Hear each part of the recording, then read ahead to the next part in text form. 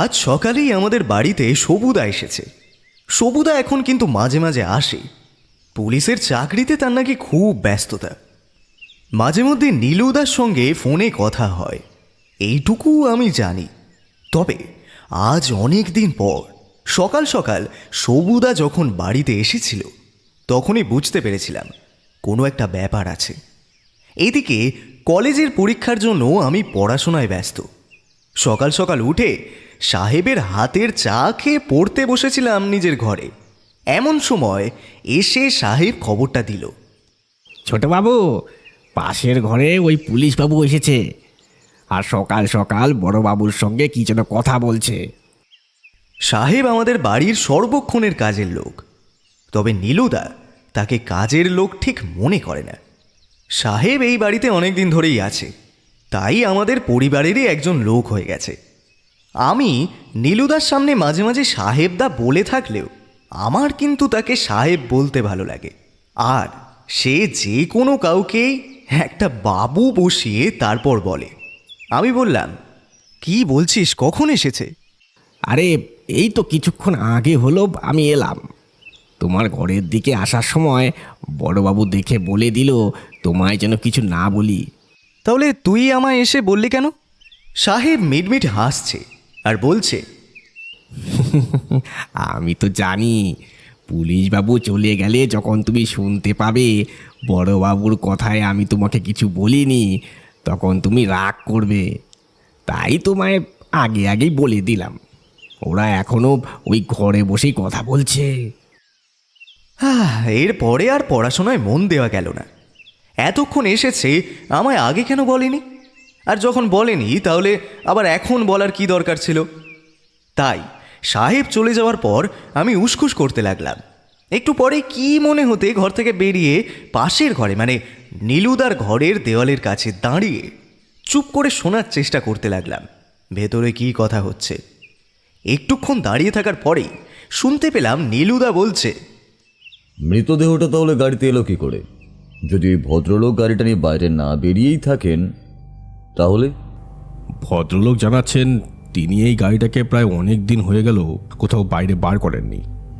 তবে তার আগের দিন তিনি ওইটাকে নিয়ে একবার বেরিয়েছিলেন তার কোনো একটা কাজে তার এক পরিচিতের বাড়িতে। সেখান থেকে ফিরে এসে গাড়িটা গ্যারেজে ঢুকিয়ে দেওয়ার পর সেইখানে আর হাত পড়েনি। গাড়িতে কিছু একটা সমস্যা হয়েছিল, সেটা ঠিক করার জন্য আজ সকালে গাড়ি বার করতে গিয়ে তখনই দেখতে পান গাড়ির ভেতরে মানে ওই পেছনের দিকে মৃতদেহটা রয়েছে। এসব ক্ষেত্রে লোকটার মিথ্যে বলার সুযোগ কিন্তু সবচেয়ে বেশি। কিন্তু সবথেকে আশ্চর্যের ব্যাপারটা হলো তিনি নিজেই তো তোকে খবরটা দিয়েছেন। তিনি সেটা না করে মৃতদেহটা যে কোনো জায়গায় নিয়ে গিয়ে অন্তত লুকিয়ে ফেলার চেষ্টা করতেই পারতেন, কিংবা ফেলেও দিতে পারতেন। তাহলে তো তার আর কোনো সমস্যাই থাকতো না। সেটা না করে ভদ্রলোক হঠাৎ করে তোকে ফোন করে ব্যাপারটা জানাতে গেলই বা কেন? তুই যে ভদ্রলোকটার ওপর সন্দেহ করছিস সেটা আমি ভালোই বুঝতে পারছি, কিন্তু এখানে একটা কথা বলে রাখি, ভদ্রলোকের নামে কিন্তু কোনো পুলিশ রেকর্ড কখনোই নেই। তাছাড়া ভদ্রলোকের সেই অঞ্চলে বেশি নাম এবং যাকে বলে সম্মান পর্যন্ত রয়েছে। ভদ্রলোক এক সময় কোনো এক স্কুলে পড়াতেন, তারপর রিটায়ার করে বর্তমানে বাড়িতেই টিউশনে ক্লাস চালান। তুই তো জানিস বর্তমানে স্কুলে পড়িয়ে যে টাকা পাওয়া যায়, টিউশন ভালোভাবে গুছিয়ে নিতে পারলে তার চেয়ে বেশি টাকা পাওয়া যায়। ভদ্রলোক বাড়িতে একা থাকেন এবং তার একটাই মাত্র চাকর আছে। আচ্ছা, ব্যাপারটা নিয়ে তুই আমার কাছেই বা এলি কেন? দুটো ব্যাপারে। প্রথমত, ভদ্রলোক আমার পরিচিত, তাই তিনি এই সমস্যাটায় নিজেই আমায় ফোন করেছিলেন তাকে সাহায্য করার জন্য। আর দ্বিতীয়ত, মৃতদেহটা তো আগেই বলেছি একটি মেয়ের। ব্যাপারটা নানা রকম কিছু হতে পারে, সেক্ষেত্রে আমি তো তদন্ত করবই। তবু তুই যদি ব্যাপারটাতে আমার সঙ্গে হাত লাগাস, মানে আসলে এই ব্যাপারটা নিয়ে আমি এমনভাবে ঘেটে রয়েছি যে উঁকি মারার ইচ্ছে ছিল, কিন্তু মারলাম না। বুঝতে পারলাম নীলুদা গভীরভাবে কিছু ভেবে তারপরে বলল, বেশ, তাহলে তুই যখন বলছিস তখন একবার আমি দেখতে চাই, তারপরেই এই ব্যাপারে কোনো কিছু বলবো। আমার আপত্তি নেই, মৃতদেহ ওখানেই আছে, পুলিশের জিপে যেতে বেশি সময় লাগবে না। ব্যাপারটা দেখেই আমি তোকে খবর দিয়েছিলাম। ভদ্রলোকের বাড়ি থেকেই তোকে ফোন করি। তুই যে এই সময় বাড়িতে থাকবি সেটা আশা করিনি। হাতে নতুন কোনো কেসের ব্যাপার নেই নাকি? এলাকার সমস্ত অপরাধীরা হয়তো ভালো হয়ে গেছে, আর না হলে আমার হাত পর্যন্ত এসে পৌঁছাবার মতো কেস খুব একটা তৈরি হচ্ছে না। এই যে তোর কথাই বল, অনেক দিন পর এই বাড়িতে এলি, না হলে তো আগে মাঝে মাঝেই আসতিস। এই কথায় সবুদা হেসে উঠল। আমি পেছনের দিকে সরে ঘরে চলে আসতে যাব এমন সময় শুনতে পেলাম ভেতর থেকে নীলুদার গলা। দেওয়ালের কাছে লুকিয়ে লুকিয়ে আমাদের কথা শোনার কোনো দরকার নেই, ভেতরে চলে আয় সজল। তোর পড়ার ডিস্টার্ব হতে পারে ভেবেই তোকে আমি খবরটা দিতে বারণ করেছিলাম, কিন্তু সাহেব যে আমার এই কথাটা শুনবে না সেটা আমি বেশ ভালো করেই জানতাম। ধরা পড়ে গেছি। কাঁচুমাচু মুখ করে ভেতরে ঢুকতেই প্রথমে সবুদার সঙ্গে কিছু একটা কথা হলো। তারপরে নীলুদার পাশে গিয়ে বসতেই সবুদা বলল, তুই কি করে বুঝলি দরজার পাশে দাঁড়িয়ে সজল আমাদের কথা শুনছে? ব্যাপারটা খুবই সহজ। সাহেব যখন আমাদের ঘরের সামনে দিয়ে গেল তখন ঘরের দিকে তাকিয়ে একবার হাসলো, আর তারপরই তার চোখ গেল দরজার পাশের দেওয়ালের কাছে। সচরাচর ঘরে যদি কেউ আসে এবং আমার সঙ্গে কথা বলে, সাহেব এমন কিছু করে না, কিন্তু সাহেবের সঙ্গে সজলের ব্যাপারটা আলাদা। তাছাড়া খানিকক্ষণ আগে যখন সাহেব ওই দিক থেকে ফিরল তখনও কিন্তু তার মুখে হাসিই ছিল, কিছু একটা বলতে বলতে যাচ্ছিল। আসলে সজল এবং সাহেব দুজনেরই গতি প্রকৃতি আমার কণ্ঠস্থ, তাই বুঝতে খুব একটা অসুবিধা হয়নি যে দেওয়ালের পাশে আর অন্য কেউ নয়, সজল দাঁড়িয়ে রয়েছে। তাছাড়া এই বাড়িতে ওরা দুজন ছাড়া আর কোনো প্রাণী এখন আর নেই। ঠিক আছে, অনেক হয়েছে, কিন্তু আমায় ডাকলে না কেন? পরীক্ষা তো এখন অনেক দেরি আছে।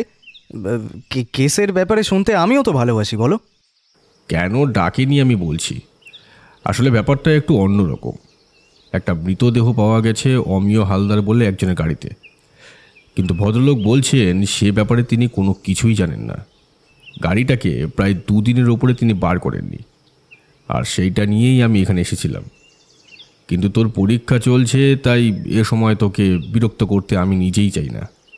কিন্তু আমি যাব নীলুদা, তোমার সঙ্গে আমি যাব। নীলুদা আর কিছু বলতে যাবে, ঠিক তার আগেই বাইরে থেকে শুনতে পেলাম পরি জেঠুর গলা। আর আমরা ওঠার আগেই পরি জেঠুর দরজার কাছে এসে ভেতরের দিকে তাকিয়ে অবাক হয়ে বলল, আরে এই দেখো, 3 মূর্তি এক জায়গায় হয়েছে।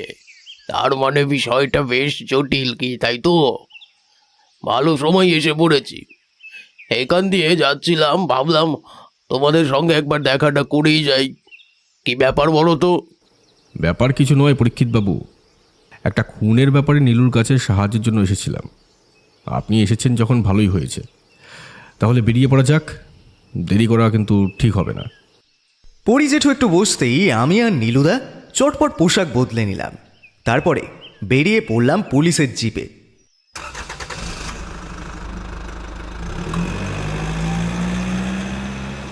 জায়গাটায় যেতে মিনিট 20 মতো লাগলো। লোকজন জড়ো হয়েছে, আর কনস্টেবলরাও রয়েছে। একজন পুলিশ অফিসারও ছিল, 2nd অফিসার। সে আমাদের দেখতে পেয়ে এগিয়ে এসে বলল, কথাবার্তা বলে এখনও তেমন কিছুই জানা গেল না স্যার। তাছাড়া বাড়ির চাকর এবং অমিয়বাবু ছাড়া তো আর কেউ নেই। আশেপাশের লোকজনের সঙ্গে কথাবার্তা হয়েছে। এই 2-3 দিনের মধ্যে বাড়িতে এমন কোনো কিছুই হয়নি যেটা সন্দেহজনক হতে পারে। মিস্টার চ্যাটার্জি, আপনি জিজ্ঞাসাবাদ করতে থাকুন। আমি মৃতদেহটার কাছে যাচ্ছি। পোস্টমর্টমের জন্য মৃতদেহ নিয়ে যাওয়ার ব্যবস্থা করুন। পুলিশ অফিসার মাথা নাড়িয়ে চলে গেল বাইরের দিকে। সেখানে আশেপাশের কয়েকজন লোক এবং কনস্টেবল রয়েছে। আমরা ভেতরের দিকে এগোতেই দেখতে পেলাম একটা গাড়ি, ছাই রঙের, অনেকটা অ্যাম্বাসেডারের মতো। গাড়িটা নিয়ে আমার খুব একটা কৌতূহল কিংবা কোনো কিছুই নেই। গাড়ির পেছনের দিকের দরজাটা খোলা রয়েছে, অর্থাৎ যেটা উপরের দিকে তুলে মালপত্র রাখা হয়। গাড়ির ফিটের পেছনের দিকে একপাশে হেলান দিয়ে শুয়ে রাখা হয়েছে মৃতদেহটা। একটা ব্যাপার বুঝতে পারলাম না, দরজাটা বন্ধ থাকলে ওপরে ছোট কাঁচ দিয়ে ভেতরের দিকে দেখা সম্ভব নয়। অর্থাৎ একমাত্র পেছনের এই দরজাটা না খুললে ওখানে গিয়ে মৃতদেহটা যে আছে সেটা কেউ বুঝতে পারবে না। সামনের দিক থেকে সিটের ওপরে উঁকি দিয়ে তারপরে দেখতে হবে। একপাশে এক ভদ্রলোক দাঁড়িয়ে তার সাথে কথা বলছিলেন। লম্বা চূড়া চেহারা, মাথায় সামান্য টাক, হাতে একটা ঘড়ি পরা, মুখে খোঁচা খোঁচা দাড়ি আর চোখে চশমা। এক ঝলক দেখে মনে হলো ইনি সেই লোকটি যার কথা নীলুদা বলেছিল। কি যেন নাম, অমিয় হালদার। আরে এই যে সব্যসাচী, কি যে হয়ে গেল কিছুই বুঝতে পারছি না। এতদিনের নাম, মান, সম্মান সব কিছু একেবারে ধুলোয় মিশে গেল। এত বড় একটা ঘটনা যে ঘটে গেল, খুনের কেসের সঙ্গে আমার নাম জড়িয়ে গেল। তুমি বুঝতে পারছো ব্যাপারটা? আপনি যদি কিছু না করে থাকেন তাহলে আপনি নিশ্চিন্তে থাকুন অমিয়বাবু। পুলিশের কেসের সঙ্গে নাম জড়িয়ে গেলে কেউ অপরাধী হয়ে যায় না। না না না না না, আপনি বুঝতে পারছেন না।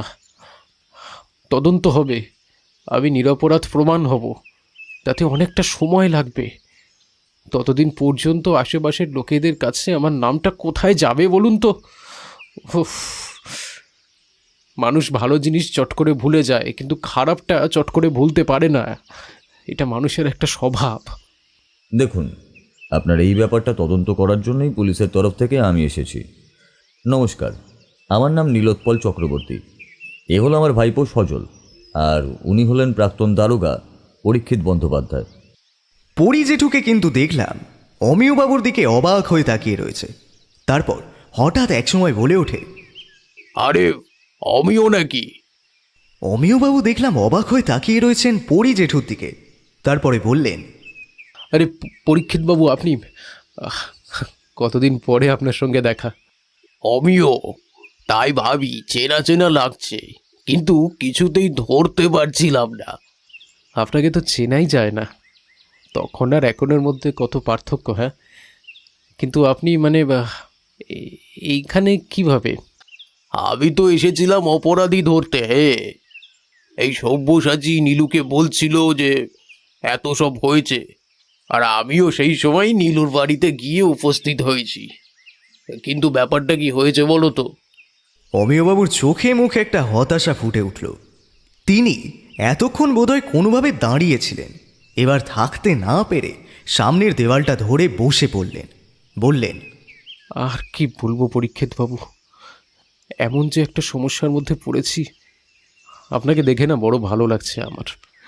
আপনি তো আমায় চেনেন, আপনি তো জানেন আমায়। আপনি বলুন তো, আমি কি এমন কিছু করতে পারি?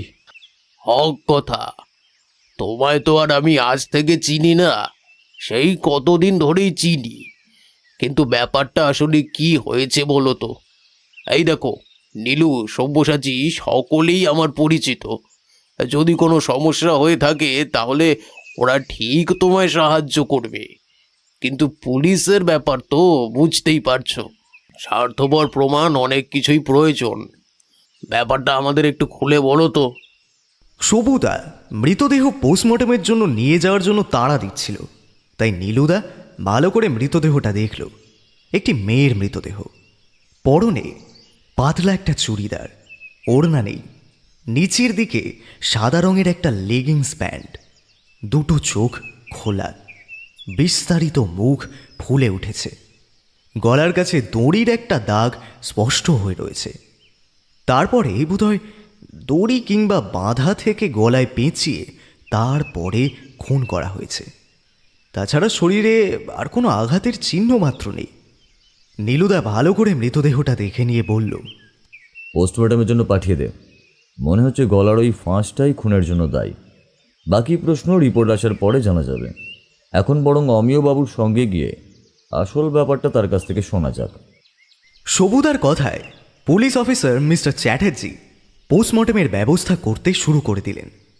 আমরা অমিয়বাবুর সঙ্গে গিয়ে তার ঘরে ঢুকলাম। তার সঙ্গে সেই চাকরটিকেও কি ভেবে নীলুদা ডেকে নিল ঘরের ভেতর। আমি, পরিজেঠু, নীলুদা, সবুদা, অমিয়বাবু আর তাদের ওই কাজের লোক হারাধন। হারাধনের থেকে চায়ের কথা বলেছিলেন অমিয়বাবু। সবুদা আপত্তি করল না। চা করতে করতে আমাদের কথা শুরু। আপনি তো জানেন পরীক্ষিতবাবু, আমি একসময় অনেক কষ্ট করে পড়াশোনা করে তারপরে চাকরিটা পেয়েছিলাম। চাকরি পাওয়ার পরেই আপনার সঙ্গে আমার পরিচয় হয়েছিল একটা অদ্ভুত ব্যাপারে। সে কথা এখন থাক। তারপরে আপনি আমাকে নানানভাবে সাহায্য করেছেন।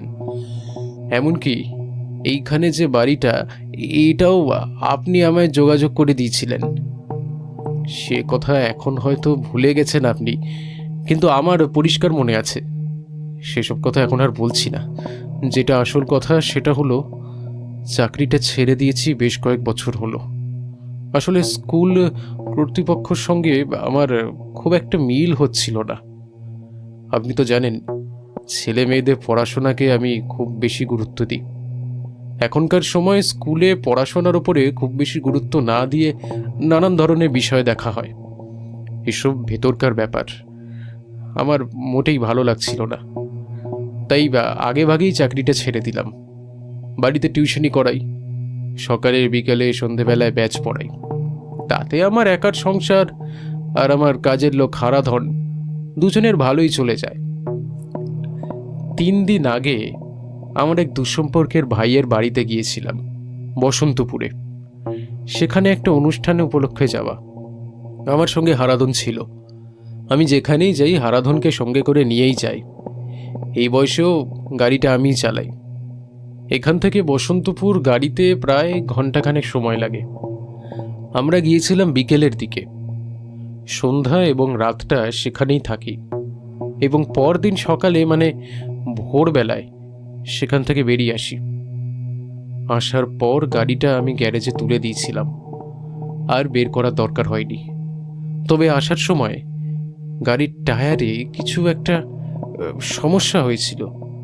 তার জন্য 2বার নামতে হয়েছিল, টায়ার বদলাতে হয়েছিল। এসব কাজে হারাধন কিন্তু খুব পারদর্শী। সেই এসব কাজ করছিল। হারাধনকে তখনই বলেছিলাম যে বাড়িতে গিয়ে একবার গ্যারেজে যেতে হবে গাড়িটা নিয়ে। কি হারাধন, মনে আছে তো? বাবু ঠিকই বলেছেন। টায়ারটা যখন বদলেছিলাম তখন মনে হচ্ছিল চাকাতে কিছু একটা সমস্যা হচ্ছে। কোনো রকমে বাড়ি পর্যন্ত যেতে পারলে হবে। বাবু যখন পরদিন গাড়িটা গ্যারেজে ঢোকাচ্ছেন, তখন আমি বললাম, বাবু একবার গ্যারেজে দিয়ে দিলে ভালো হয়। বাবু বললেন, এখন শরীরটা ভালো লাগছে না, আবার গ্যারেজে নিয়ে যাব, এখন থাক। তোর ঘুম হয়নি, এখন তুই ঘুমাতে যা। এছাড়া আমি কি বলবো বলুন তো পরীক্ষিত বাবু? গোটা রাত ওখানে কি আর ভালোভাবে ঘুমাতে পেরেছি আমি? যদিও আমাদের ঘরের ব্যবস্থা করেই দিয়েছিল, তবুও সারা বাড়িতে লোকজনের চেঁচামেচি, কথাবার্তা। তাছাড়া আমার আবার অন্য জায়গায় ঘুম খুব একটা হয় না, আর আমি না ঘুমাতে পারলে হারাধন ঘুমতো না।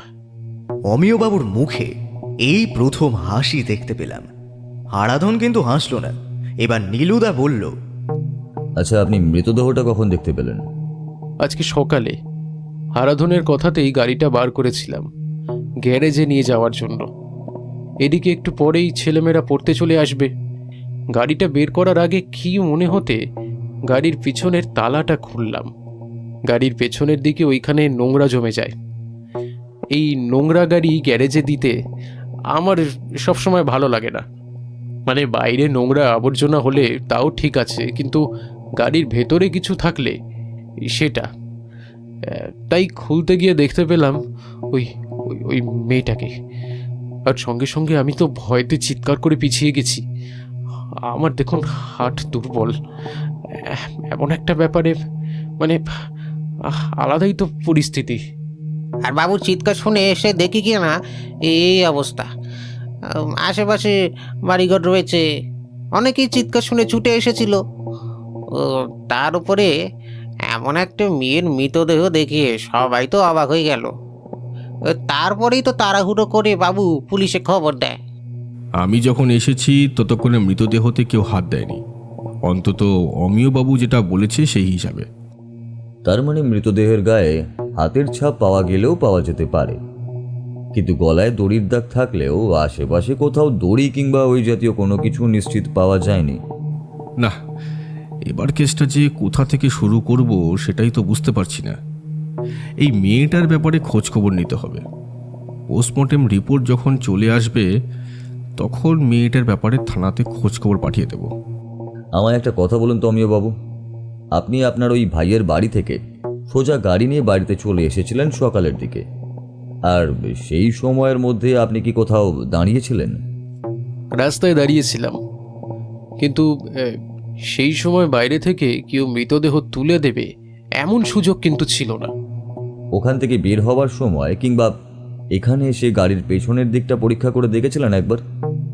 এইবার অমিয় বাবু যেন ভাবলেন, তবে তার উত্তর দিতে পারলেন না। তিনি ঠিক মনে করে বলতে পারছেন না।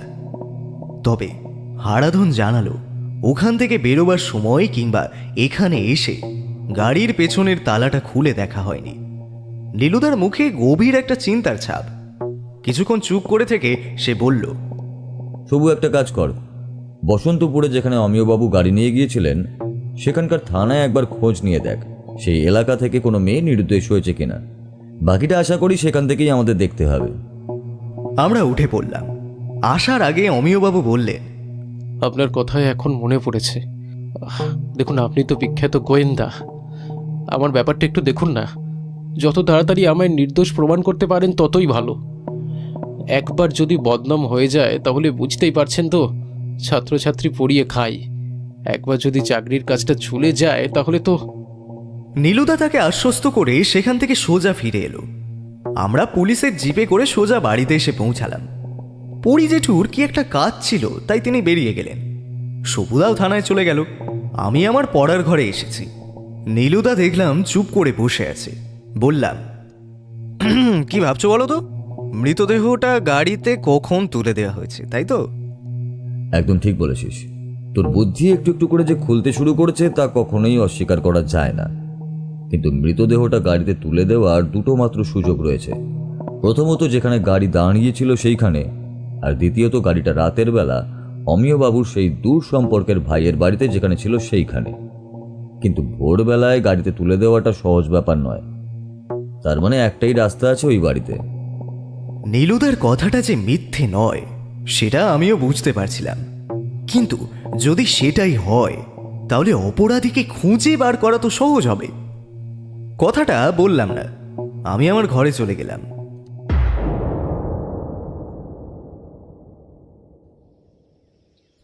দুপুরের খাওয়া দাওয়ার পর নীলুদা আমায় তার ঘরে ডেকে পাঠালো। খাওয়া দাওয়ার পর এই সময়টা নীলুদা আর আমি কিছুক্ষণ একটু ঘুমিয়ে নিই। এই সময় নীলুদার ডাক শুনে তার ঘরে গিয়ে দেখলাম নীলুদা তার সেই নীল খাতাটা খুলে বসেছে, কি যেন লিখছে। আমায় পাশে বসতে বলল। একটু পরে বলল, সবু তো খবর লাগিয়েছে বসন্তপুর থানায়। সেই এলাকা থেকেই সম্প্রতি একটি মেয়ে নিখোঁজ হয়েছে। আর সবচেয়ে বড় কথা হলো এই মেয়ে একটা খুনের জলজান্ত সাক্ষী ছিল। তার মানে কেউ তার মুখ বন্ধ করে দেওয়ার জন্য তাকে খুন করেছে। কিন্তু সেটা কে আর কোন অপরাধ সেটা কি করে জানা যাবে? অপরাধী যতই ভালোভাবে তার কাজ করুক না কেন, একটা না একটা ভুল সে করেই থাকে। আর এইখানেও একটা ভুল সে করেছে। মৃতদেহটা সে গাড়িতে তুলে দিয়ে ভেবেছিল দূরে কোথাও চলে গেলে অপরাধী বেঁচে যাবে। কিন্তু যে খুনের সাক্ষী ওই মেয়েটি, সে খুনের ব্যাপারে একবার তদন্ত করলেই আশা করি সব পরিষ্কার হয়ে যাবে। হ্যাঁ, তার মানে তুমি বসন্তপুর যাবে, কিন্তু আমিও তোমার সঙ্গে যাব। বোকার মতো কথা বলিস না। তোর পরীক্ষাতে যাতে ক্ষতি না হয় তার জন্য আমি তোকে এই কেসে নিয়ে যেতে চাইছিলাম না। আর বসন্তপুরে আমায় কটা দিন থাকতে হবে সে ব্যাপারে তো আমি আর সঠিকভাবে কিছুই জানি না। তাই তোকে কয়েকটা দিন পরীক্ষিত বাবুর সঙ্গেই থাকতে হবে। আমার মনটা খারাপ হয়ে গেল। যদিও বসন্তপুরে গিয়ে নীলুদার কতদিন লাগবে সে কথা আমি নিজেও বলতে পারবো না। কয়েকটা দিন কাটাতে আমার খুব একটা খারাপ লাগবে না। পরি জেঠু একা মানুষ, তার বাড়িতে তার কাজের লোক সব সময় সব কিছু দেখাশোনা করে। একজনই কাজের লোক আছে, হরিদা, তাকেই আমার বেশ পছন্দ। বড্ড মজার মজার কথা বলে। তার কথায় বাংলার সঙ্গে একটা হিন্দির টান আছে। তবে আমি সে বাড়িতে গেলেই তিনি আমায় লুকিয়ে লুকিয়ে জয়নগরের মোয়া খাওয়ান। এত জয়নগরের মোয়া সে কোথায় পায় সে কথা আমি জানি না। নীলুদা বলল, আমায় একটা কথা বলতো সজল, তোর কি মনে হয় মৃতদেহটাকে অমিয়বাবুর গাড়িতেই তুলে দেওয়া হলো কেন? অমিয়বাবুর সঙ্গে কথা বলে আমি জানতে পেরেছি সেই বাড়িতে আরও অনেক লোকজনই ছিল। আর শুধু তাই নয়, সেখানে আরও অনেকগুলো গাড়ি পর্যন্তও ছিল। তাহলে সেই সমস্ত গাড়ি ছেড়ে শুধুমাত্র অমিয়বাবুর গাড়িতেই মেয়েটিকে তুলে দেওয়া হলো কেন? হতেই পারে যে গাড়িটা সামনে ছিল, কিংবা ব্যাপারটা একটা কাকতালীয়। এভাবে ঘটে গেছে হয়তো। অন্য গাড়ির তালাগুলো খুলতে পারছিল না, হয়তো ওই গাড়িটার তালা খুলতে পেরেছিল পেছন থেকে, আর তাই ওখানে তুলে দিয়েছে। কিন্তু গাড়ির তালা কি খুলে রেখে গিয়েছিলেন অমিয়বাবু? কোথাও একটা খটকা লাগছে, বুঝলি? কোথাও একটা বড় সমস্যা রয়েছে। সেটা কি আমি নিজেও ধরতে পারছি না। কালকে বসন্তপুরের উদ্দেশ্যে রওনা দিতে হবে। আমার সঙ্গে সবু যাবে। পরীক্ষিত বাবুকে কাল সকালেই এখানে চলে আসতে বলি।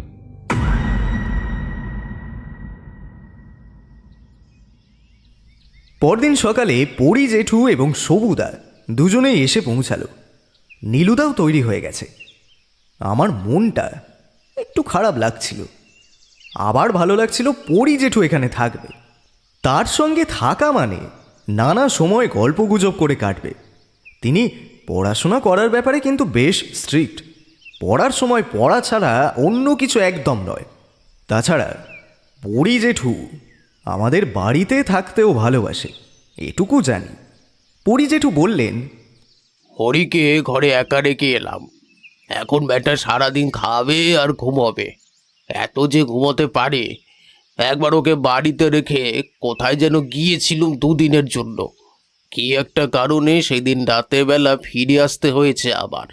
প্রায় 2 ঘন্টা ধরে দরজার কাছে দাঁড়িয়ে দরজায় ধাক্কাধাক্কি টানাটানি সব কিছুই করে ফেললাম। চিৎকার চেঁচামেচি করেও কোনো লাভ হলো না। শেষে আশেপাশের লোক ডেকে দরজা ভাঙতে হলো। ভাবলাম হরির আবার কিছু হয়ে গেল কিনা। ঘরে ঢুকে দেখি বেটা আবার বিছানায় শুয়ে নাক ডাকিয়ে ঘুম দিচ্ছে। কোথা থেকে যেন আফিম জোগাড় করে এনেছে। দুধের সঙ্গে সেই আফিম খেয়েছে। গ্লাসটা টেবিলের ওপরই রয়েছিল। সে কি নাক ডাকা, বাপ রে বাপ! এসে দরজা আবার আমায় সারাতে হলো। কিন্তু হরি ছেলেটা ভালো কিন্তু। এখানে বলা দরকার, হরি মোটেও ছেলে না। তার মাথায় কাঁচা পাকা চুল রয়েছে, এমনকি তার খোঁচা খোঁচা দাঁড়িতেও পাক ধরেছে। বয়স খুব বেশি না, একটু কম হলেও মোটেই ছেলে বলা চলে না। আমাদের বেরিয়ে পড়তে হবে নীলু, আর বেশি দেরি করা যাবে না। বসন্তপুরে ওখানকার থানায় সব কিছু বলাই আছে। আমরা গেলেই তারা আমাদের সাহায্য করবে। সজল, শোন, এর মধ্যে তোকে আর পরীক্ষিত বাবুকে একটা কাজ করতে হবে। তোরা দুজনে মিলে আজ বিকেলের দিকে একবার অমিয় বাবুর বাড়িতে যাবি, তবে সরাসরি নয়। অমিয় বাবুর বাড়িতে গিয়ে বাইরের দিক থেকে তার বাড়ির উপরে নজর রাখবি। অমিয় বাবু এবং তার কাজের লোক হারাধন দুজনেরই ওপর। আমার যদিও মনে হচ্ছে না কোনো ব্যাপার আছে বলে, তবুও একবার নজর রাখা দরকার। কারণ আমি আর সবু দুজনে বসন্তপুরের উদ্দেশ্যে রওনা হচ্ছি, সে কথা আজ সকালে ওদের আমি জানাইনি। নীলুদা চলে গেল। আমি আর পরি জেঠু ঘরে গিয়ে বসেছি। পরি জেঠু বাড়িতে এসেই সাহেবকে টাকা দিয়ে বলল বাজার থেকে মাংস নিয়ে আসতে। আজ জমিয়ে দুপুরবেলা মাংসের ঝোল আর গরম ভাত খাওয়া যাবে। কিন্তু পরি জেঠুর মুখটা কেমন থমথমে, সেটা দেখে বললাম, কি হলো পরি জেঠু, তোমার মুখটা এমন লাগছে কেন? আমিও ছেলেটা বড়ই ভালো। আমার সঙ্গে একবার থানায় পরিচয় হয়েছিল। তখন সবে সবে চাকরি পেয়েছে। আমায় অনেক সাহায্যই করেছিল। সেই কথাটা কিন্তু সেদিন একবারে চেপে গেল। পরিবার নিয়ে এখানে এসে উঠেছিল। মায়ের ভীষণ অসুখ। কি একটা পুলিশের ঝামেলায় তার পরিচিত জড়িয়ে গিয়েছিল। সেই সূত্রে আমার কাছে আসে আর কি। তারপরে তাকে সাহায্য করা। তার বাড়ি 2-1বার গিয়েও ছিলাম, অথচ একেবারে ভুলে গেছি। আসলে এত জায়গায় এত লোকজনের সঙ্গে পরিচয় তো, সে সব কিছু ভুলে যাই। বুঝলি সজল, কিন্তু আমিও এমন একটা কাজ করতে পারে সেটা তো আমি বিশ্বাসই করতে পারছি না। কিছু বললাম না। পরি জেঠুর আরও খারাপ লাগবে বলে মনে হলো। তবে মানুষ যে কখন কি করে ফেলতে পারে সেটা সে নিজেও জানে না। এমন একটা কথা নীলুদা আমায় বলেছিল। কি জানি বসন্তপুরে গিয়ে আবার কতদিন সময় লাগবে। দুপুরে মাংস ভাত খেয়ে বেশ ভালোই ঘুম হলো। বিকেলের দিকে পরিজেঠুর সঙ্গে বেরিয়ে পৌঁছে গেলাম অমিয় বাবুর বাড়িতে। বেশ খানিকক্ষণ বাড়ির বাইরে ঘোরাঘুরি করে নজর রাখা হলো। এমন কোনো ব্যাপার নেই। এমনকি পরিজেঠু আশেপাশের লোকজনদের সঙ্গেও কথা বলে অমিয়বাবু এবং তার কাজের লোকের ব্যাপারে জিজ্ঞাসাবাদ করল। এমন কিছু পাওয়া গেল না যাতে সন্দেহ করা যায়। আমার মনে হলো নীলুদা হয়তো এমনি সন্দেহ করছে। একসময় আমরা অমিয়বাবুর বাড়িতে গেলাম। দেখি অমিয়বাবু তার নিচের ঘরে একটা চেয়ারের ওপর বসে মন দিয়ে কোনো একটা বই পড়ছিলেন। আমাদের দেখে উঠে দাঁড়িয়ে অভ্যর্থনা জানালেন। আমরা বসতেই তার কাজের লোক হারাধন আবার চা নিয়ে এলো। পরিজেঠু বলল, একটা কথা জানাতে এলাম। এই তুমি যে তোমার ভাইয়ের বাড়িতে বসন্তপুরে গিয়েছিলে, তা কিসের নিমন্ত্রণ ছিল? বিয়ে বাড়ি, অনেক জোর করে আমার দাদার ছেলের বৌভাত উপলক্ষে একটা নিমন্ত্রণ ছিল। অনেক জোর করে ছিল আমাকে সেখানে থেকে যাওয়ার জন্য। আচ্ছা, তোমাকে ভাইয়ের সঙ্গে মানে সম্পর্কটা কিরকম? মানে দুঃসম্পর্কের ভাই বলছো তো, অথচ তার বিয়েতে এতটা দূরে তুমি গেলে, রাতের বেলা থাকলে, আবার পরদিন সকালে ফিরেও এলে। দূর সম্পর্কের? আসলে আমার একটা মাসির সম্পর্কিত এক পরিবারের ছেলে। ছেলেটা আমায় একদিন ফোন করে বলল, তারপর বিয়ের 2 দিন আগে আরেকবার বলল। তাই আমি যাকে বলে একরকম বাধ্য হই। এর আগে তোমার সঙ্গে কখনো কথাবার্তা হয়েছে কি বিয়ের নেমন্তন্ন করার আগে, এই বছরের মধ্যে কখনো? না, এর মধ্যে তো তার সঙ্গে তেমন কোনো কথাবার্তা আলাপ তো হয়নি। ওই বিয়ে উপলক্ষে ফোনটাই যা। হঠাৎ মনে হলো পরিজেঠুর মুখটা কেমন যেন কুঁচকে গেছে, কপালে চিন্তার ভাঁজ। নীলুদাকে চিন্তা করতে দেখলে ঠিক এমনটাই আমার মনে হয়। ব্যাপারটা অমিয়বাবু লক্ষ্য করলেন, বললেন, কিন্তু ব্যাপারটা কী বলুন তো পরীক্ষিতবাবু? আপনি কি কিছু সন্দেহ করছেন? মানে কোনোভাবে কি আপনি আপনি আমায় সন্দেহ করছেন? তোমায় সন্দেহ করছি না আমিও। তোমায় সন্দেহ করলে আমি এখানে আসতাম না, তাহলে পুলিশের কাছেই যেতাম, কিংবা ওদের সঙ্গে বসন্তপুরে রওনা দিতাম। আমার অন্য কিছু মনে হচ্ছে। আমার মনে হচ্ছে কেউ তোমায় এই ব্যাপারটায় ফাঁসিয়ে দেওয়ার চেষ্টা করছে। আচ্ছা, যে মেয়েটির মৃতদেহ পেয়েছিলে, সেই মেয়েটিকে সত্যি সত্যিই তুমি চেনো না, তাই না? অমিয়বাবুর কাছ থেকে সেদিন আমরা যে কথাটা শুনতে পেলাম, সেটা যেমনই অদ্ভুত তেমনি অবিশ্বাস্য। তবে পরে ভেবে দেখেছিলাম ব্যাপারটা স্বাভাবিক। তবে এই সমস্ত ব্যাপারের জন্য আমার মাথা সেভাবে কাজ করে না। পরিজেঠু বোধহয় কিছু আন্দাজ করতে পেরেছিলেন। আমরা সেখান থেকে ফিরে এলাম। পরিজেঠু কিন্তু ওই ব্যাপারে কোনো কথা বলল না। রাতের দিকে টিভিতে একটা বেশ মজার সিনেমা দেখলাম আমরা। তারপরে খাওয়া দাওয়া সেরে রাতে ঘুমাতে চলে গেলাম। নীলুদার ঘরে পরিজেঠু আর আমি আমার ঘরে। অনেকক্ষণ পর্যন্ত মনে মনে ভাবলাম, এখন নীলুদা কি করছে? নীলুদাকে সত্যি সত্যি অমিয়বাবুর ব্যাপারটা জানানো দরকার। সবুদার ফোন নাম্বার আমার কাছে আছে। নীলুদা বাইরে কোথাও গেলে চট করে ফোন ধরে না, খুব প্রয়োজন না হলে ধরে না, এবং নিজেও করে না। তাছাড়া আমার কাছে মোবাইল আছে, পরীক্ষিত জেঠুর কাছেও আছে। যে কোনো সময় এসে চাইলেই ফোন করতে পারতেন পরীক্ষিত জেঠু। তিনি করেননি যখন আমার করা ঠিক নয়, কারণ যাওয়ার সময় বলেই গিয়েছিল সে কিংবা সবুদা ফোন না করলে আমরা যেন তাদের কখনো ফোন না করি। কারণ কখন কোন অবস্থার মধ্যে ওরা থাকবে তার তো ঠিক নেই। যাকে বলে গোটা রাত একরকম এপাশ ওপাশ করেই কাটিয়ে দিলাম। পরদিন সকালে উঠে দেখি পরি জেঠু ছাদের দিকে গিয়ে হেঁটে যাচ্ছে। আমিও তার পিছু পিছু গেলাম। ছাদে উঠে পরি জেঠু ছাদটাকে প্রায় 40 পাক হাঁটাহাঁটি করলেন, তার মধ্যে 2 হাত ছড়িয়ে দেওয়া, যাকে বলে একরকম মর্নিং ওয়াকের সঙ্গে এক্সারসাইজ। আমার এক্সারসাইজের খুব একটা মন নেই, তবে নীলুদার কথায় যাকে বলে যোগ ব্যায়াম, তার প্রতি সামান্য ঝোঁক এসেছে। মাঝে মাঝে করি, তবে ভালোই লাগে। পরি জেঠু বলল, সব সময় বাড়িতে শুয়ে বসে থাকলে শরীরে কেমন একটা আলসেমি ধরে যায়। বুঝলে সজল, মাঝে মাঝে একটু শরীর ছাড়ানোও তো দরকার। আচ্ছা, আপনি কি করে বুঝলেন ওই অমিয়বাবুর সঙ্গে ওই মেয়েটির কোনো একটা সম্পর্ক আছে?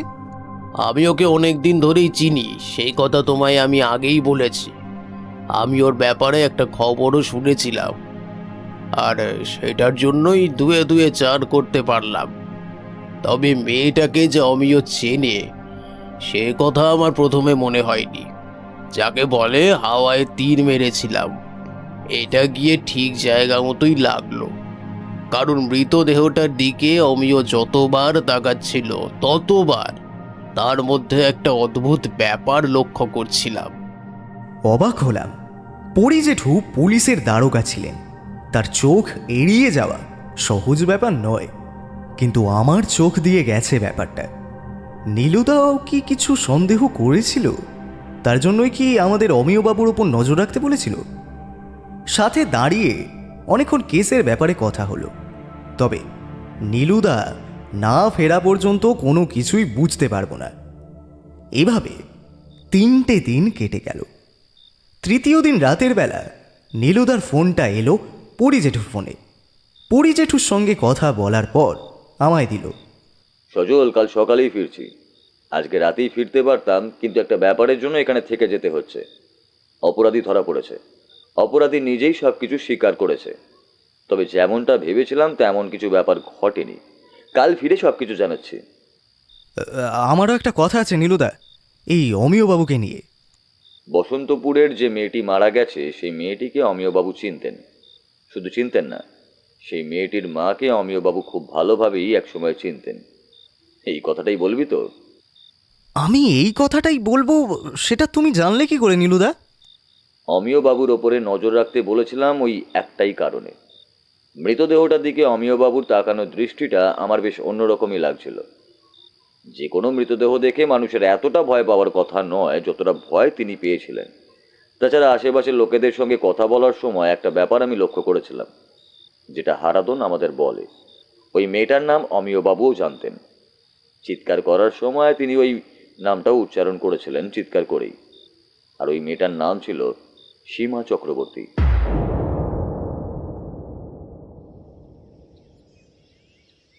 পরদিন সকালে নীলুদার সবুদা যখন এলেন, তখন তাদের সঙ্গে অমিয়বাবু এসেছেন আমাদের বাড়িতে। বসার ঘরে আমরা বসেছি। সাহেব আমাদের সবার জন্য চা দিয়ে গেছে। চায়ের কাপে কিন্তু আমরা কেউই চুমুক দিইনি। প্রথম কথা বললেন পরি জেঠু। অনামিকা হালদারকে তুমি কি করে চিনতে অমিয়? বসন্তপুরে আমি এর আগে কয়েকবার গিয়েছি। যে পরিচিত দাদার কথা বললাম তার সঙ্গে আমার পরিচয়টা অনেক বছর আগে বেশ ভালোই ছিল। এই চাকরি পাওয়ার সময় আগে আগেই বলা যায়। তারপরে অনামিকার সঙ্গে একটা সম্পর্ক তৈরি হয়েছিল, কিন্তু নানান কারণে সেটা ভেঙে যায়। অনামিকার বিয়ে যখন হয়ে যায় তারপর থেকে আমি বসন্তপুরে আর কখনো যাইনি। আপনার সঙ্গে অনামিকার সম্পর্কের ব্যাপারটা নিশ্চয়ই আপনার ওই ভাই সনাতন মণ্ডল জানতো?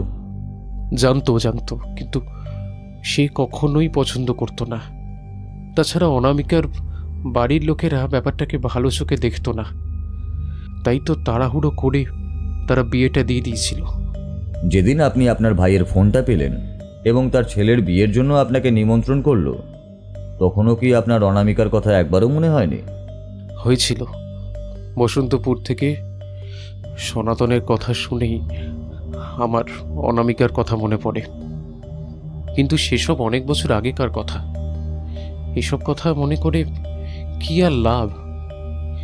সেদিন বিয়ের অনুষ্ঠানে যখন আমি ওখানে যাই তখন অনামিকাকে দেখেছিলাম। তার সঙ্গে তার একটা ছোট মেয়ে আর স্বামীকেও দেখেছি। অনামিকা আমার সঙ্গে নিজেই কথা বলে, আর সীমার সঙ্গেও আমি খানিকক্ষণ কথা বলেছিলাম। তবে আমার সেই রাতেই ফিরে আসার কথা ছিল, কিন্তু নানা কারণে সেদিন থেকে গিয়েছিলাম। সেই কথা তো আগেই বলেছি। সেই রাতে আপনাকে অনামিকা কি বলেছিল? অনামিকা আমায় বলেছিল তার মেয়ে নাকি বসন্তপুরে বেশ মাসখানেক আগে হয়ে যাওয়া একটা খুনের প্রত্যক্ষদর্শী। রাতের বেলা সেদিন সেই রাস্তা থেকেই ফিরছিল। ওই রাস্তায় খুনটা হয়েছিল, আর খুন করেছিল বসন্তপুরের এক নামকরা রাজনৈতিক নেতা। তার নামটা কি বা আমায় তখন বলেনি, বলল পরে জানাবে। আপনার সঙ্গে আপনার এই অনামিকার কথাবার্তার ব্যাপারটা আর কি কেউ দেখেছিল? তখন মনে হয়নি, কিন্তু এখন মনে হচ্ছে সবকিছু আমি ধরতে পারছি। তার আগে পর্যন্ত আমায় সেখান থেকে রাতেই চলে আসার কথা ছিল, কিন্তু অনামিকার সঙ্গে কিছুক্ষণ কথা বলার পরেই আমার দাদা সনাতন এসে আমায় রাতে থেকে যাওয়ার জন্য অনুরোধ করলো। তখনই আপনার বোঝা উচিত ছিল ব্যাপারটা অন্য কোনো দিকে চলে যাচ্ছে, কারণ যে রাজনৈতিক নেতার বিরুদ্ধে অভিযোগ ছিল তার প্রত্যক্ষদর্শী সীমা হালদার হলেও তাকে তার আগেই ভয় দেখানো হয়েছিল সে যাতে কাউকে সে সমস্ত কথা না বলে, এমনকি পুলিশকেও না জানায়। আর সেই রাজনৈতিক নেতার সঙ্গে আপনার ওই দুঃসম্পর্কের ভাই সনাতন মণ্ডলের ভালো যোগাযোগ ছিল। এইবার নীলু, তুই বল, বসন্তপুরে গিয়ে আমরা ঠিক কি করলাম? বসন্তপুরের থানায় আমাদের কথা বলাই ছিল। তারা খোঁজ খবর করে রেখেছিল সীমার নিরুদ্দেশ হয়ে যাওয়ার ব্যাপারটা, তাই সেখানে গিয়েই প্রথমে আমরা গিয়ে উঠলাম অনামিকার বাড়িতে। আমায় ক্ষমা করুন, আমি কোনো কিছু বলতে পারবো না, আমি কিছু জানি না। আপনি যে ভয় পাচ্ছেন সেটা আমি বুঝতে পারছি, তবে ভয় পাওয়ার কিছু নেই। আমরা পুলিশেরই লোক, আপনার কোনো চিন্তা নেই। আপনি কোনো কিছু বললে সে কথা আমরা বাইরের কাউকেই জানাবো না। তাছাড়া আপনি প্রয়োজন করলে পুলিশের প্রোটেকশনের ব্যবস্থাও করে দেওয়া যাবে।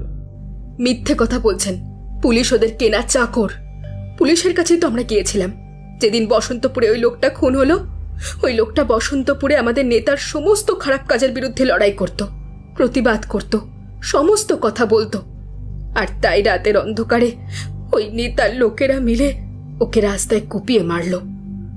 আমার মেয়েটা তখন রাতের বেলা টিউশন থেকে ফিরছিল।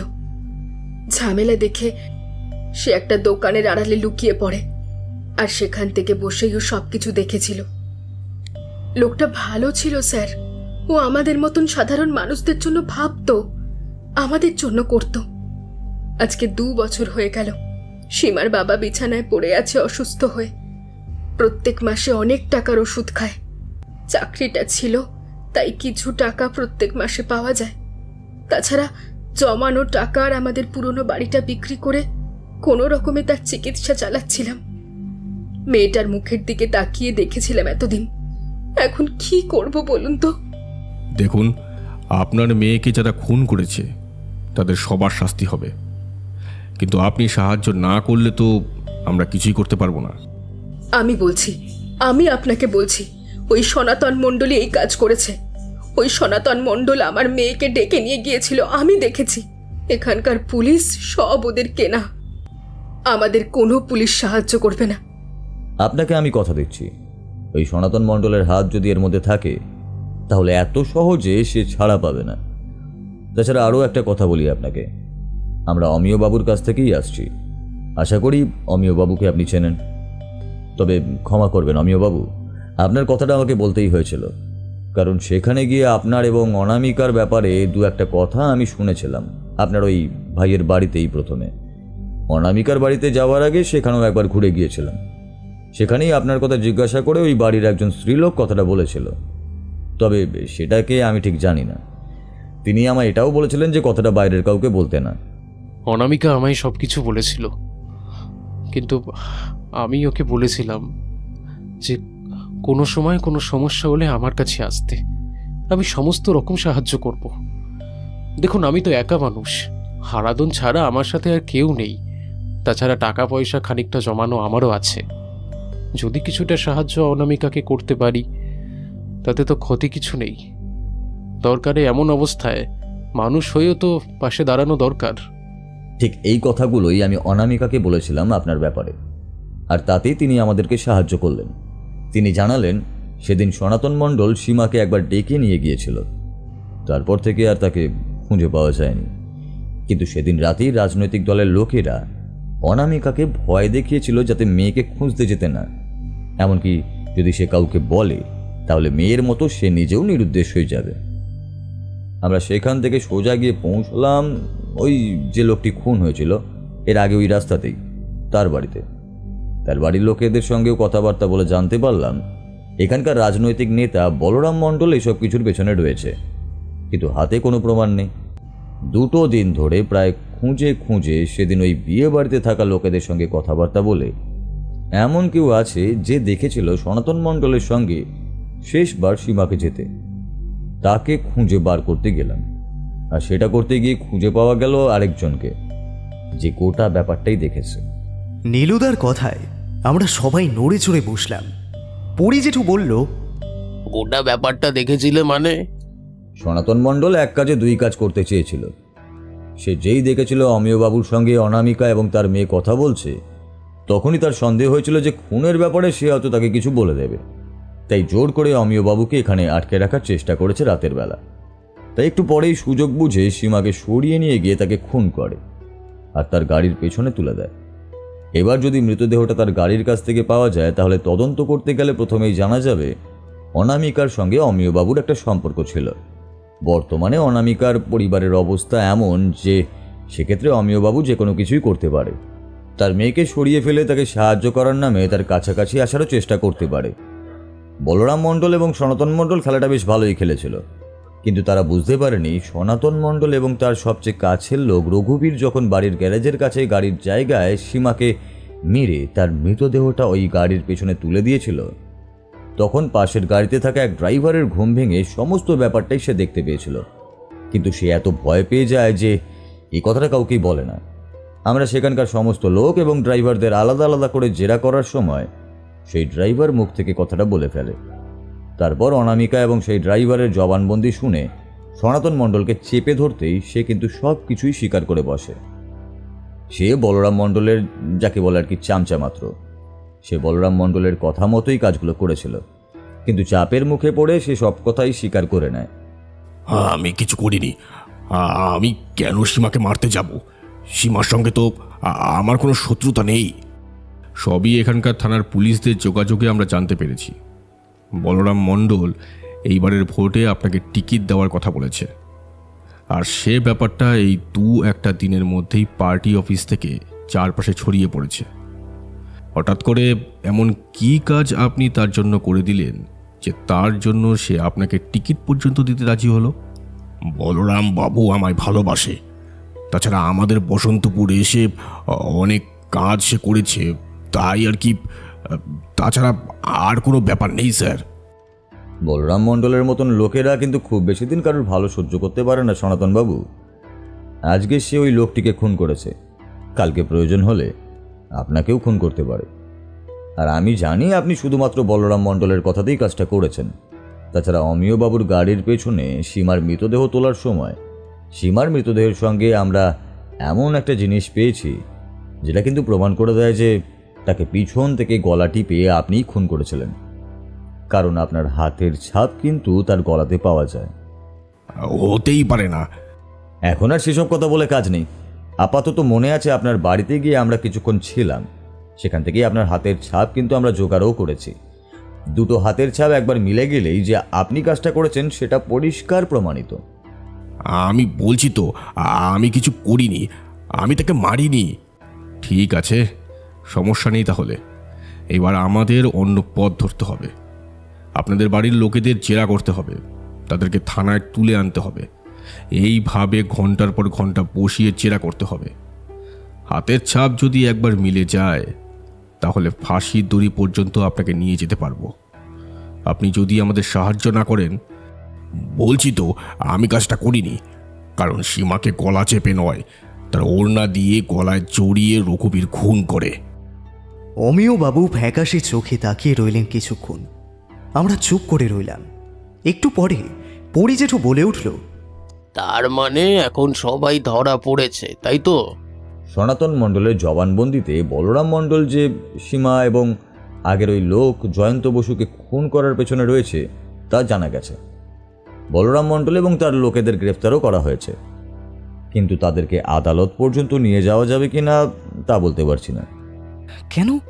খুন যখন করেছে শাস্তি তো পেতেই হবে। সজল, আমাদের কাজ ছিল অপরাধী পর্যন্ত খুঁজে বার করা, সেখানকার পুলিশ এবং আইন দেখবে বাকি সব কিছু। কিন্তু অনামিকা মিথ্যে কিছু বলেননি। মাঝে মাঝে পুলিশ রাজনৈতিক নেতাদের চাকরও হয়ে যায়, তবে সবাই যে সমান সে কথা বলছে না। যে পুলিশ অফিসারের আন্ডারে সনাতন মণ্ডল এবং বলরাম মণ্ডলকে আমরা ছেড়ে দিয়ে এসেছি তিনি সৎ অফিসার। তবে সৎ অফিসার হলেও তাদেরও সমস্যা, কারণ পুলিশের উপরেও আরও কিছু মাথা থাকে। তাই এই কেসটা যে কতদূর পর্যন্ত গড়াবে তা জানি না। তবে আমাদের কাজ এখানেই শেষ। আমার কাজ ছিল অমিয় বাবুকে নির্দোষ বলে প্রমাণ করা, সেটা আমি করে দিয়েছি। আমি জানতাম নীল উৎপল বাবু আপনি আমায় নির্দোষ প্রমাণ করবেনই। তাছাড়া যখন আমি খুন করিনি তখন আমি শাস্তি পাবো কেন? কিন্তু আপনি না থাকলে গোটা ব্যাপারটাতে আমি যেভাবে জড়িয়ে পড়েছিলাম তাতে বোধহয় সেখান থেকে আর বেরোতে পারতাম না। তবে অনামিকাকে সাহায্য করাটা প্রয়োজন। আমি কালই লোক পাঠাবো। কেমন হয় তাহলে? অনামিকা এবং তার হাজব্যান্ডকে আমি এইখানে নিয়ে আসব। এখানে নিয়ে এসে তার চিকিৎসা করার একটা ব্যবস্থাও করব। আশা করি তাতে কোনো অসুবিধা হবে না। হবে না, তবে এত কিছুর পর অনামিকা এখানে আসতে চাইবে কিনা সেটা সন্দেহ। তবে আপনি চেষ্টা করে দেখতে পারেন, তাহলে কেস শেষ হয়ে গেল। পরীক্ষিতবাবু, আপনাকে অনেক ধন্যবাদ এখানে এসে সজলকে দেখাশোনা করার জন্য। আরে না না, বরং এখানে এসে আমার সময়টা ভালোই কেটেছে। শুধু একটাই আফসোস থেকে গেল, তোমাদের সঙ্গে কেসটা হাতে হাতে দেখতে পেলাম না। তো যাই হোক, পরের বার হবে না হয়। তাহলে তোমরা এখন বেরোবে তো? আমরা সবাই উঠে পড়লাম। অমিয়বাবু সবুদার সঙ্গে চলে গেল। যাওয়ার সময় তাকে নামিয়ে দিয়ে এলো নীলুদা। তারপর আমার কাছে এসে বিছানায় হাত পা ছড়িয়ে বসলো নীলুদা। বলল, কয়েকটা দিন যে কেমন গেছে সজল তা তোকে বলে বোঝাতে পারবো না। একটা দিন পুরো বিশ্রামের প্রয়োজন। সাহেবকে বল 1 কাপ চা আনতে। চা খেয়ে তারপর না হয় ঘুমাবো। আমি বেরিয়ে এলাম। সাহেবকে চায়ের কথা বলে চলে গেলাম নিজের ঘরে। নীলুদা ঘুমাক, আজকের দিনটা না হয় থাক। কাল সকালে উঠে কেসের ব্যাপারটা ভালো করে নীলুদার মুখ থেকে আরেকবার শুনব। অমিয়বাবু যে নির্দোষ প্রমাণিত হয়েছে সেটাই ভালো লাগলো। তবে মৃতদেহটা আমিও দেখেছিলাম। খুনের একজন সাক্ষী হওয়ার জন্য মেয়েটাকে মরতে হলো। এই কেসের শেষটা খুব একটা ভালো হলো না। তবে কি আর করা যাবে, নীলুদা তো বলেই সব কিছুর শেষ ভালো হয় না রে। তাই সব সময় সব কিছুর জন্যই আমাদের তৈরি থাকতে হবে সারা জীবনের মতো, বুঝলি? ঠিক বলেছ। আমাদের জীবনে কখন যে কি ঘটে তা তো আর বলা যায় না।